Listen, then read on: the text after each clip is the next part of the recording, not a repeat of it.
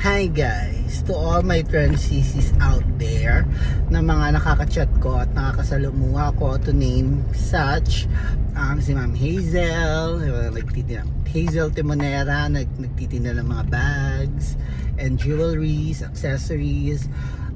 Si Miss Rui Mariano, ang Tatcha Senta, I always support her at ang kanyang mga products. Sino ba? Miss Barbie Arcache, yan, sa social media. Christina Ibardalaza, si Miss Plates, Bang Suarez, yan, Bang Nakchiko. Ang mga Nakchiko yan, si Lars, si Miss Lars Pacheco, ang Garcicola user din. At meron din ako mga pa-freebies.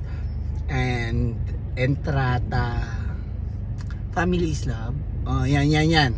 Sisi, hello sa inyong lahat.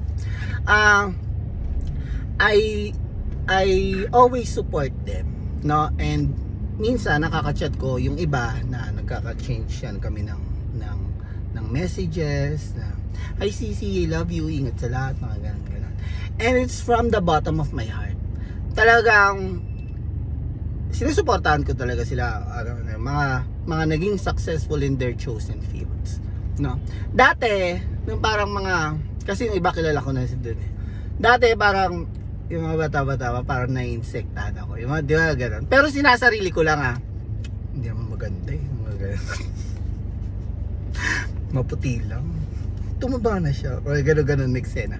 Pero ngayon, na peace, na feeling ko mature na ako. Na I really support them, no? Sa mga products nila, sa mga binibenta nila, at sa mga advocacy nila sa social media. I think dapat maging ganun, no, na parang imbis na magka-insektahan, imbis na magkainggitan, let's support each other because we belong in the same community, 'di ba? So yun lang, no. At saka napansin nyo guys, no, na parang kung sino pa yung successful, kung sino pa yung nakaangat-angat, sa madaling salita, kung sino pa yung mga mayaman-yaman, siya pa yung mga binibigyan. Siya pa yung mas binibigyan ng importansya, nireregaluhan. They give so much premium. Pag may pera ka, di ba? Pag wala ka, pag mahirap ka, if you're nobody, wala. Hindi ko mapapansinin.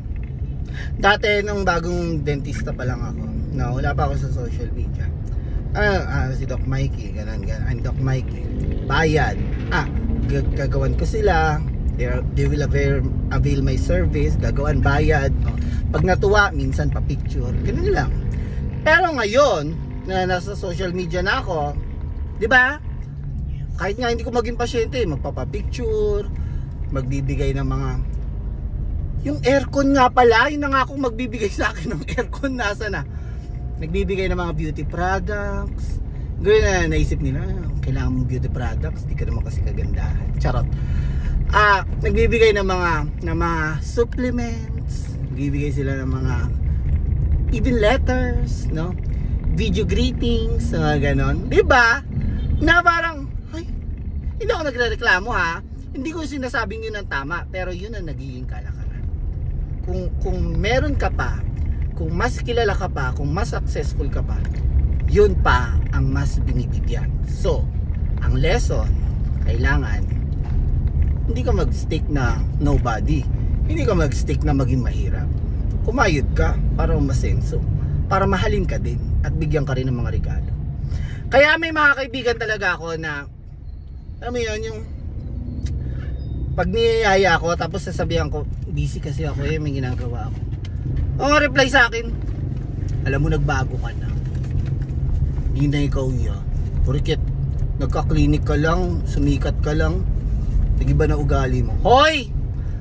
Hindi ako nagbago, be. Anong gusto mo? Pare-parehas tayo? Ha? Ikaw, kaya ka available lagi ka may oras kasi wala kang ginagawa. Lagi kang available. No? Hindi ibig sabihin galit ako sa'yo. May ginagawa lang ako, magkaka-oras din ako sa'yo, hintayin mo lang. Kung nakakaintindi ka, gigigil din ako eh. So, wag ganun ha. Alam mo, tama nga yung sinasabi niya na ng mga matatanda, di ba? Pag may edad ka na, mag-asawa ka na. Kasi, nababawasan talaga ang mga kaibigan mo sa buhay. Hindi ibig sabihin nagkasamaan kayo ng loob, nagkagalitan. Minsan, ganun yung iniisip. Kasi, nagbago na siya, wala na siyang oras, mayaman lang kasi siya. Pero, kung iisipin mo, meron lang tayong different priorities in life. Diba? Hindi naman lahat sila dentista, hindi naman sa lahat sila mga kaibigan ko dati in social media. So, ano pag-uusapan namin? Pagkikwentuhan lang namin yung mga buhay namin dati. Pero hindi ibig sabihin lagi akong available kasi may ginagawa rin ako eh. So, it's just a matter of understanding. Ha? So, yun lang. Sa lahat ng mga transisis ko, sa lahat ng mga friends ko na nagninegosyo or successful in their chosen fields, I always support you guys no matter what you do, wherever you are. Ingat lagi and I love you all.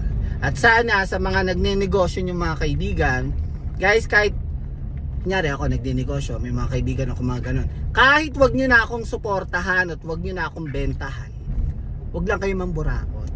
Ha? Oo nga, nagigigil na naman ako. Alam mo, hindi pinupulot yung pampuhunan ng pagnenegosyo. Hindi yan kinukuha kung saan-saan. Pinaghihirapan din yan. So sa mga kaibigan dyan na may mga negosyante, huwag kayong buraot, be. Huwag kayong palahingi. Di, negosyante ka na. Libre ka naman dyan. Pengi naman ng mga beauty binibenta mo. Hoy! Maya nga kayo. Para kayong mga siraulo. Kayo kaya magnegosyo. Yun lang. Bye.